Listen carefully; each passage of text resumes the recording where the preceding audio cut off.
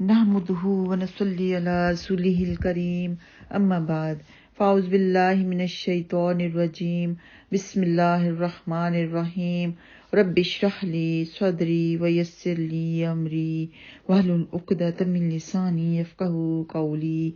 رب زدنی علما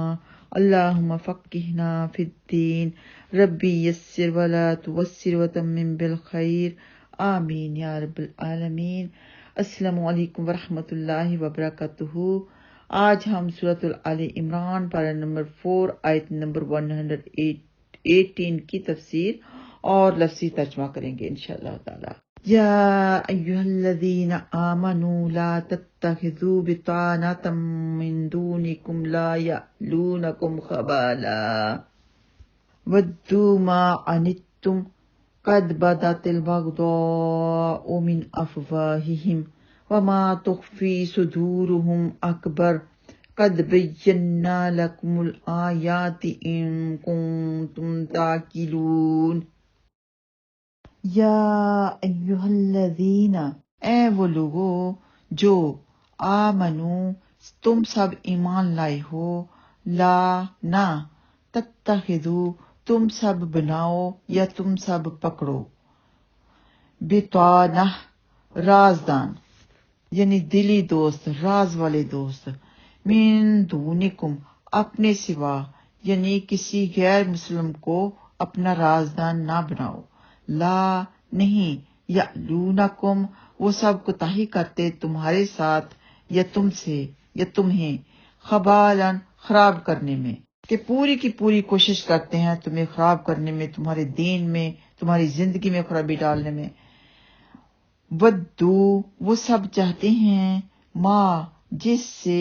انتم تم تکلیف میں پڑو، قد یقیناً بدت ظاہر ہو چکی ہے، البغضاء دشمنی یعنی بغض۔ تو یہ دیکھیں نا، یہ اردو میں بھی آتا ہے بغض، تو یہاں بھی ہے بغضاء یعنی بغضاء بغض، من افواہہم ان کے منہوں سے، من سے افواہ منہوں، ہم سے ان کے، وما اور جو، تخفی چھپائے ہوئے ہیں، صدورہم ان کے سینے، اکبر زیادہ بڑا ہے، قد یقیناً بینا ہم نے بیان کر دی ہیں، بیان کر دی ہیں نا ہم نے، لکم تمہارے لیے، الآیات آیات، ان اگر، تم سب ہو، تعقلون سب کچھ سمجھ بوجھ رکھتے، عقل اگر رکھتے ہو۔ تو اللہ سبحانہ تعالیٰ قدم قدم پر اپنے بندوں کو خبردار کر رہا ہے، اپنے بندوں کو ہدایت کی تلقین کر رہا ہے، ہدایت کا حکم دے رہا ہے کہ وہ بچے رہیں ہر پریشانی سے، ہر دکھ سے، ہر رنج و غم سے اور آخرت کے عذاب سے۔ تو یہاں اللہ سبحانہ تعالیٰ اپنے مومن بندوں کے بچاؤ کے لیے ان کو آگاہ کر رہا ہے کہ اس کے مومن بندے غیر مسلموں کو اور منافقین کو رازدار نہ بنائیں اور انہیں اپنے بھیدوں سے آگاہ نہ کریں اور انہیں وہ باتیں نہ بتائیں جو انہوں نے اپنے دشمنوں سے چھپا رکھی ہوں، کیونکہ منافقوں کی کوشش ہوتی ہے کہ وہ مسلمانوں کو نقصان پہنچانے میں کوئی کسر نہ اٹھا رکھیں۔ اس لیے اللہ سبحانہ تعالیٰ نے ان سے کہا کہ اے مسلمانوں کو مخاطب کیا ہے، اپنے بندوں کو جو اللہ سبحانہ تعالیٰ کو پسند ہیں، ان کو اللہ سبحانہ تعالیٰ نے مخاطب کیا ہے کہ کیا تم دیکھتے نہیں کہ ان کا چھپا ہوا بغض اور حسد کبھی کبھار ان کی زبانوں سے ظاہر ہوتا رہتا ہے، وہ کبھی مسلمانوں کے سکے سجن نہیں ہو سکتے۔ اور ہماری خود کی زندگیوں میں بھی اگر آپ غور کریں تو کوئی نہ کوئی ایسا واقعہ ضرور ہوا ہے کہ جس سے ہمیں پتہ چل گیا کہ غیر مسلمانوں کے کبھی سکے ہو ہی نہیں سکتے، وہ ان کا راز کبھی نہیں چھپا سکتے، ہمیشہ ان کو نقصان اور تکلیف پہنچانے کی کوشش میں رہتے ہیں، کبھی میٹھے بن کر، کبھی آپ کو یہ دکھا کے کہ وہ آپ کے بڑے سکے ہیں، تو حالانکہ وہ سکے نہیں ہوتے، وہ آپ کے خیر خواہ نہیں ہوتے۔ خیر خواہ تو ایک مسلمان دوسرے مسلمان کا ہی ہو سکتا ہے اور ہونا بھی چاہیے، کیونکہ سب مسلمان آپس میں ایک دوسرے کے بھائی بہن ہیں۔ نبی پاک صلی اللہ علیہ وسلم نے ایک مسلمان کو دوسرے مسلمان کی خیر خواہی کا حکم دیا ہے، یعنی سب نے ایک دوسرے کی خیر خواہی کے بارے میں ہی سوچنا ہے، کسی کا برا نہیں کرنا، کسی کا برا نہیں سوچنا، کسی سے دشمنی نہیں کرنی وغیرہ وغیرہ۔ اور ویسے تو سب آیتیں بہت ہی پیاری ہیں، ہر آیت بہت زیادہ پیاری ہے، ہر آیت کے بہت بڑے بڑے معنی ہیں، لیکن جہاں پر اللہ سبحانہ تعالیٰ فرماتے ہیں نا یا ایھا الذین آمنو، وہاں پہ بہت زیادہ اللہ سبحانہ تعالیٰ کی ذات پر شکر گزار بننے کو دل چاہتا ہے کہ ہم سے اللہ سبحانہ تعالیٰ مخاطب ہیں، ہمیں ایمان والے کہہ رہے ہیں، ہمارا خیال کر رہے ہیں، ہمیں بچا رہے ہیں نقصان سے۔ اللہ اکبر، جتنا بھی شکر ادا کریں کم ہے کہ ہم مسلمان ہیں، اس لیے دعا ضروری کرتے رہنا چاہیے، اللہم اعنی علی ذکرک و شکرک و حسن عبادتک۔ اور یہ نماز کے بعد بھی ہم دعا کرتے ہیں۔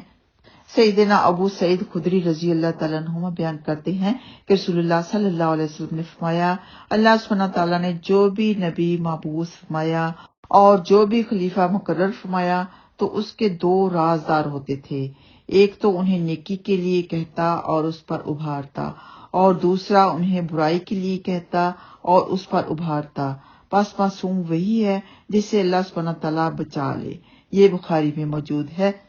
اور یہ بہت ہی اہم حدیث ہے کہ سیدنا ابو موسیٰ اشعری رضی اللہ تعالیٰ عنہ بیان کرتے ہیں کہ میں نے سیدنا عمر رضی اللہ تعالیٰ عنہ سے کہا کہ میرے پاس ایک نصرانی کاتب ہے، یعنی اس وقت حضرت عمر رضی اللہ تعالیٰ عنہ خلیفہ تھے، تو ان سے ابو موسیٰ اشعری نے کہا کہ میرے پاس نصرانی یعنی کہ عیسائی کاتب ہے۔ انہوں نے فرمایا اللہ تجھے مارے، یہ تم نے کیا کیا؟ کیا تم نے اللہ سبحانہ تعالیٰ کا یہ فرمان نہیں سنا، یا ایھا الذین آمنوا لا تتخذوا الیہود والنصارى اولیاء بعضهم اولیاء بعض، اے لوگو جو ایمان لائے ہو یہود و نصارہ کو دوست نہ بناؤ، ان کے بعض کے دوست ہیں، تم نے کسی مسلمان کو کیوں نہیں رکھا؟ میں نے عرض کی کہ اے امیر المومنین، مجھے اس کی کتابت سے غرض ہے، اس کا دین اس کے لیے ہے۔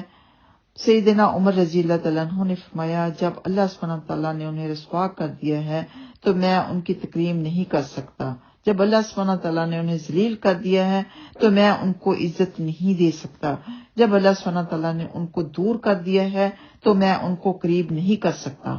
کہ جب اللہ سبحانہ تعالیٰ نے حکم دے دیا کہ غیر مسلم کو دوست نہیں بنانا، رازدار نہیں بنانا، تو افسوس اس بات کا ہے کہ آج کل کے دور میں بہت سے مسلمان ایسے ہیں جنہوں نے غیر مسلم کو رازدار بنا رکھا ہے۔ تو مطلب یہ ہوا کہ قرآن پاک کی کچھ آیات پر تو عمل کرتے ہیں، کچھ آیات پر نہیں کرتے، یہود و نصارہ کی طرح۔ وہ بھی تورات اور انجیل پر اپنی مرضی سے عمل کرتے تھے، مرضی سے نہیں کرتے تھے، یعنی جو آیات ان کے فائدے کے لیے ہوتی ہیں ان پر عمل کر لیتے ہیں، جن آیات پر ان کو لگتا کہ ہمارا نقصان ہوگا، حالانکہ ہر آیت انسان کے فائدے کے لیے اللہ سبحانہ تعالیٰ نے بھیجی ہے، تو اس کو الٹ پلٹ کر دیتے، عدل بدل کر دیتے، گڈ مڈ کر دیتے۔ اور افسوس اس بات کا بھی ہے کہ مسلمان ممالک نے، ان کے حکمرانوں نے اللہ سبحانہ تعالیٰ کے اس حکم کو پس پشت پھینک رکھا ہے،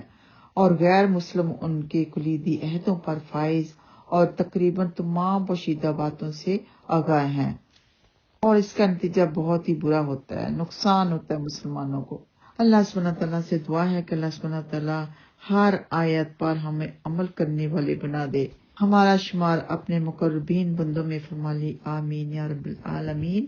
وآخر دعوانا ان الحمد للہ رب العالمین۔ السلام علیکم ورحمۃ اللہ وبرکاتہ۔